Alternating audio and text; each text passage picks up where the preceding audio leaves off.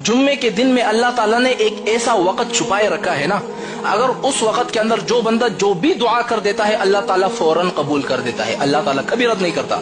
जुम्मे के दिन में अब वो कौन सी घड़ी है? अब आप लोग बोलेंगे यार मौलाना साहब हमें भी बता दीजिए जुम्मे के दिन ऐसी कौन सी घड़ी है, ऐसा कौन सा वक्त है कि जिसमें जो बंदा जो भी दुआ कर लेता है अल्लाह कबूल कर देता है। मैं आपको दो घड़ी बता देता हूँ, दो वक्त बता देता हूँ और मैं आपको गारंटी के साथ बता सकता हूँ। मैंने एक दफा मैं किसी मसले में बड़ा फंसा हुआ था ना, मैं अपने दो वाक़यात सुनाता हूँ फिर मैं आपको वजीफा बताता हूँ। एक दफा क्या हुआ, मैं बहुत बड़े मसले में फंसा हुआ था, तकरीबन 4-5 लाख का कर्जा था मेरे ऊपर। मैंने क्या किया, लगातार दो जुम्मे में मैंने उसी वक्त के अंदर अपने लिए दुआ की, अल्लाह मेरे ऊपर कर्जा है बस इसे खत्म कर दे। अंदाजा नहीं लगा सकते 3 हफ्तों के अंदर मेरा सारा कर्जा खत्म हो गया। 3 हफ्ते क्या चीज है, 1 महीने के अंदर। अच्छा दूसरे मरतबा मेरे साथ क्या हुआ, जुम्मे का वक्त था, हम गांव में थे। गांव में ये था ईद का दिन था, ईद के दिनों में गाड़ी वगैरह पहाड़ों पे नहीं चलती। अब हम लोग परेशान थे यार, अब घर कैसे जाएंगे। हमने जुम्मे की नमाज पढ़ी वहां पर गांव में, असर का वक्त था।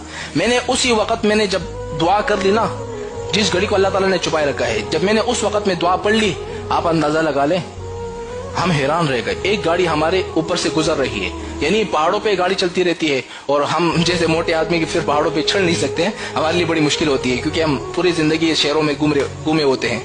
तो इसलिए मैं आपको बताता हूँ, आप अंदाजा लगा ले, ऊपर से गाड़ी आ रही है।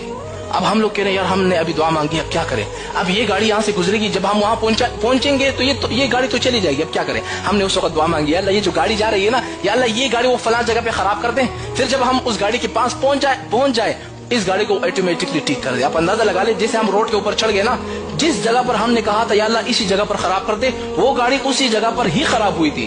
सुभान अल्लाह, खुदा की कसम उसी जगह पर। हम हैरान रह गए। हम जैसे ही उस गाड़ी के करीब पहुंच गए वो गाड़ी स्टार्ट हो गई, सही हो गई, खुदा की कसम। फिर मैं हैरान रह गया, वाकई जुम्मे के अंदर में अल्लाह ताला ने घड़ी छुपाए रखी है। मैं आपको बताता हूँ भाई, जुम्मे के अंदर में एक घड़ी है। अब वो घड़ी कौन सी है? देखो अल्लाह ताला ने 2 वक्त जुम्मे के अंदर छुपाए रखे हैं। एक वक्त है जब इमाम साहब खुतबा दे रहा होता है ना, जुम्मे में 2 खुतबे होते हैं। एक खुतबा देकर जब बैठ जाता है 2-3 सेकंड के लिए, उस दौरान आप जो दुआ मांगो आपकी दुआ कबूल हो जाती है। यानी एक खुतबा इमाम साहब ने पढ़ लिया, जैसे बैठ जाता है ना 2-3 सेकंड के लिए, उसी वक्त दुआ मांगो कबूल।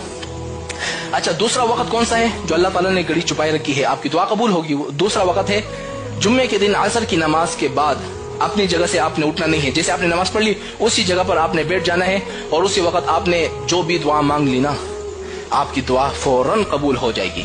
क्योंकि मेरे साथ मैंने आजमाया हुआ ये चीज, मुझे पता है।